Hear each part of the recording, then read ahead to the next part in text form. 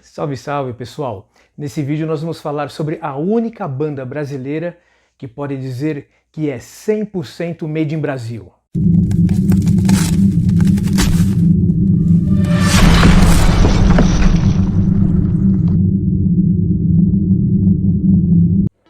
Tudo começou no bairro paulistano da Pompeia, quando os irmãos Osvaldo Vecchione Jr. e o Celso Vecchione conheceram o rock e começaram a colecionar os discos de 78 rotações de Elvis Presley, Jerry Lee Lewis, Little Richard, Bill Haley. Aliás, Bill Haley e seus Cometas vieram para o Brasil para várias apresentações em São Paulo em 1958, se tornando os primeiros astros de rock a se apresentarem ao vivo em terras brasileiras. O Osvaldo e o Celso assistiram ao show que foi transmitido pela TV Record e tomariam uma importante decisão nas suas vidas. Formariam uma banda para tocar rock and roll. Apenas em 1963, 5 anos depois, o Celso conseguiu um violão e começou a estudar música. Ele aguentou frequentar essas aulas apenas por 3 dias, pois o seu professor só queria ensinar bossa nova e samba. Aí já viu, né? O destino, no entanto, sorriu para o Celso e colocou em seu caminho 2 guitarristas lá da Pompeia mesmo, o Bororó e o Pataca. Logo, eles fizeram amizade e começaram a dar dicas do instrumento para o Celso. Outro que também era da Pompeia e também dava conselhos de guitarra era o Sérgio Dias, que viria a ser um dos fundadores dos Mutantes e já nessa época era um exímio guitarrista. O Celso ouvia atentamente e repassava as dicas para o irmão Osvaldo. Conforme a coisa ia andando, o Celso e o Osvaldo pegaram o dinheiro que era para pagar as mensalidades do colégio e compraram um amplificador e uma guitarra Rei de segunda mão. Quase foram expulsos de casa. Ali pelo início de 67, o Celso já conseguia fazer alguns solos e já tinha uma banda de rock chamada Eduardo e seus Menestréis. Osvaldo, que tinha aprendido a fazer ritmo na guitarra, junto com o irmão, eles tomam coragem e resolvem dar o pontapé inicial num grupo de rock. Para isso, eles recrutam 3 amigos de escola. Para bateria, eles chamam o Celso Cebolinha Nascimento, que tinha estudado no ginásio com Osvaldo e que tinha uma bateria, que era uma coisa rara na época. O Albert Sade, que foi convidado para assumir o contrabaixo. E para os vocais, chamaram o Cornélio de Aguiar Neto. Os 2 últimos estavam estudando no colégio Oswaldo Cruz com o Celso e com o Osvaldo. O seu Osvaldo, o Osvaldo pai, vendo que os garotos estavam levando a coisa a sério e que estavam progredindo bem rápido, resolveu dar uma força e comprou para eles 2 amplificadores profissionais. Aí era só ensaiar. No primeiro ensaio, presença de Sérgio Dias, que veio dar uma força e mostrar como ajeitar as coisas para um ensaio. Acabou fazendo a guitarra solo, já que o Celso não podia estar presente. Ele estava participando de uma reunião com a sua banda para se desligar. O Arnaldo Batista também ajudou o Cornélio, copiando dos discos dele as letras das músicas que seriam ensaiadas. O Osvaldo e o Celso retribuíam a gentileza, emprestando seus amplificadores para os Mutantes usarem em shows. O repertório de ensaio chegou a contar com mais de 60 músicas de bandas como The Kinks, The Animals, The Who, Stones. Faltava agora um nome, e o pessoal da banda fez uma lista com mais de 100 ideias. Dessas 100, a lista foi reduzida para 3 nomes: Pink Pigs, Beat Up e Made in Brasil. A escolhida, você já sabe, claro, foi Made in Brasil, né? Sugestão criada pelo Osvaldo, pela ironia de ser uma banda que parecia ter sido da Europa e não do país do samba. Depois de um tempo ensaiando, o Osvaldo, o Celso e o Cebolinha resolveram chamar um outro amigo do colégio para o vocal, o Binda, que além de cantar bem tinha uma pronúncia perfeita do inglês e ainda tocava baixo e guitarra solo.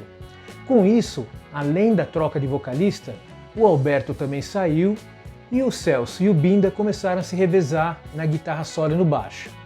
O primeiro show do Made in Brasil foi num desfile de modas organizado pelos alunos do colégio da professora Zuleika de Barros, lá da Pompeia mesmo, em 67. O desfile foi em um restaurante chinês que se chamava Golden Dragon e ficava no piso superior do Shopping Iguatemi, na Avenida Faria Lima, em São Paulo. Se apresentaram também no programa Júlio Rosenberg, que acontecia todos os domingos na extinta TV Tupi, e que se apresentavam os conjuntos de rock da época. Em 68, o Binda saiu do Made e o Cornelius reassumiu os vocais. O Albert também voltou e a banda resolveu inovar, convidando Nelson Pavão para ser o segundo baterista. Mas depois de alguns shows, o Cebolinha acabou saindo e o Made voltou a ter apenas uma bateria. Com um comportamento rebelde dentro e fora dos palcos, o Made começou a chocar os padrões conservadores de um país mergulhado no regime militar. Segundo Oswaldo, eles foram os primeiros a usar maquiagem artística em shows, pintando o rosto e partes do corpo nas performances ao vivo em 1969. No dia 25 de janeiro de 71, o Made participou do show de aniversário da cidade de São Paulo no Parque de Ibirapuera. Durante o cover de Sympathy for the Devil, dos Stones, 10 ritmistas da Escola de Samba Mocidade Alegre participaram da apresentação com seus instrumentos, algo que para a época foi totalmente inovador. Em 72, o Nelson Pavão deixou a banda e mais uma vez o Made tentou a utilização de 2 bateristas.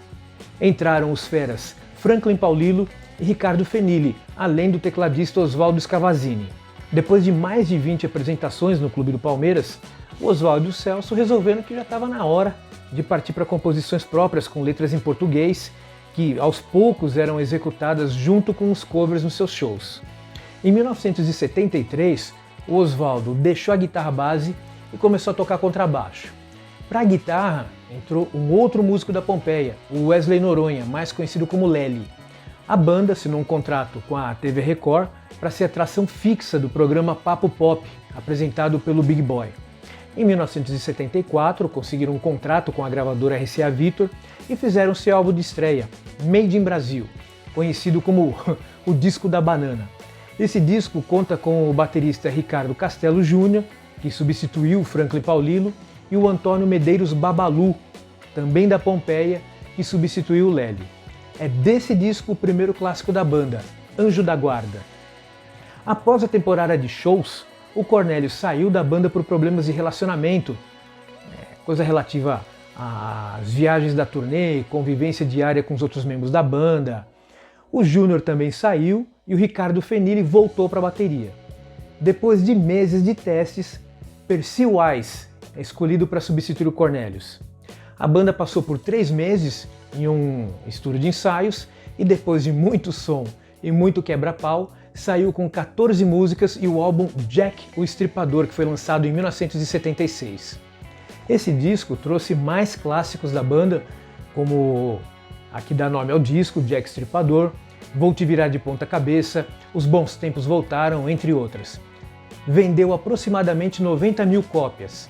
Na turnê desse disco no Rio, o Ney Matogrosso fez os vocais de apoio para a banda, enquanto o Roberto de Carvalho tocou guitarra. No mesmo ano participaram da coletânea Implosão do Rock. Em 1977, a banda gravou o álbum Massacre, mas o disco foi totalmente censurado pela ditadura militar e proibiu de ser lançado na época, saindo apenas em 2005. O show de lançamento no antigo Teatro Aquários, no Bexiga, também foi vetado em sua estreia. O teatro foi lacrado, os equipamentos da banda todos confiscados. E apenas depois de dias de tensas negociações, que incluíram um show privado para 3 sensores num auditório com capacidade para 1.200 pessoas, o show foi liberado sob várias condições, como por exemplo a troca de 9 músicas e mudanças drásticas no cenário e na divulgação. Com a turnê liberada, o Oswaldo, o Celso e o Percy contam com a participação do Babalu e o grande Vander Tafo na guitarra, além do Juba na bateria, já que o Ricardo Fenili resolveu parar. Depois de vários shows em São Paulo e no Rio de Janeiro, o Vander Tafo e o Babalu saíram, entrando o Dudu Quemon na guitarra. Juba também saiu e o Franklin voltou para o Made in Brasil. Essa formação seguiu até o início de 78, quando apenas o Oswaldo e o Franklin continuaram. O Celso deixou a banda pela primeira vez por divergências musicais. O Percy também deixou os vocais e para o seu lugar chegou o Caio Flávio. O Oswaldo convidou 3 garotas para os backing vocals, a Tibé, a Juju e a Lucinha do Vale, com quem ele era casado na época. Nesse ano a banda lançou o álbum Paulicéia Desvairada, seu maior sucesso, que é um tributo à cidade de São Paulo e ao poeta Mário de Andrade. O lançamento foi no Teatro Municipal de São Paulo com lotação esgotada, muitas pessoas de fora por falta de lugares. O destaque para as faixas Gasolina, uma banda made in Brasil, Amanhã é um Novo Dia, Chuva e, lógico, né, a faixa título Paulicéia Desvairada. Esse disco chegou a ter parte das suas letras e títulos modificados pela censura federal. Na turnê, o guitarrista argentino Nacho foi substituído pelo também argentino Eduardo De Pozzi. Essa turnê durou até 79, com uma stripper que tirava toda a roupa nos shows. No final desse ano aconteceram shows homéricos no Instituto Play Center, no festival Rock Jeans, organizado pelo próprio Osvaldo, com participações da ala de ritmistas da Mocidade Alegre e de todos os grandes nomes do rock brasileiro da época. No festival, o Made contou com o retorno do Celso e do Babalu nas guitarras, além do Nelson Pavão na bateria. Em 1981, lançam Minha Vida é Rock and Roll, que é um disco quase que autobiográfico do Osvaldo. Nesse disco ele acabou assumindo também a função de vocalista principal, que exerce até a atualidade. O lançamento foi no auditório da Fundação Getúlio Vargas, em julho de 81, com a turnê passando pelas principais cidades do Brasil e encerrando o ano com um show no Palmeiras, produzido pelo Osvaldo, chamado Pela Paz Mundial, em homenagem a John Lennon. Nos anos seguintes, os shows vão acontecendo em paralelo com novas composições e o Made foi convidado para participar de uma coletânea de heavy metal nacional chamada Metal Rock, com 2 músicas, Kamikaze do Rock e uma versão de Whole Lotta Rosie do AC/DC chamada Quente e Gostosa, ambas com Cornelius nos vocais. Esse disco foi lançado pela RGE em 1985 e a gravadora acabou contratando o Made para gravar mais um LP nesse ano. O Cornelius não aguentou a maratona de shows, está parado muito tempo e não participou deste álbum chamado Deus Salva, o Rock Alivia. Em 1986 saíram os álbuns Made Pirata, volumes 1 e 2, gravados ao vivo em 84 no Teatro Lira Paulistana. O projeto inicial era de fazer um disco duplo, mas a RGE preferiu lançar os 2 discos com capas diferentes. Esse trabalho ficou na gaveta por 2 anos e só foi lançado por causa do sucesso de vendas do Deus Salva e o Rock Alivia. O Osvaldo vinha alimentando um sonho antigo de gravar um disco todo dedicado ao blues e ao rhythm and blues. Nos primeiros shows da temporada de 1990 no Teatro Sesc Pompeia, foi gravado um disco ao vivo em um estúdio móvel. O selo Vinyl Records lançou o disco duplo com o nome de In Blues em 92, com 2 anos de atraso. Em 94 e 95, o Made volta a ser um dos grupos de rock and blues que mais se apresentou pelo Brasil, com quase 130 apresentações. Uma verdadeira façanha para uma banda que não está na mídia. E aqui eu vou fazer meu parênteses, todo orgulhoso, porque mais ou menos nessa época, aí, mais ou menos 1994, tinha um projeto aqui na cidade de Santo André, realizado pela Secretaria de Cultura, pela Prefeitura de Santo André, chamado Rock em Rua. Era um projeto onde eles davam espaço para bandas de garagem se apresentarem.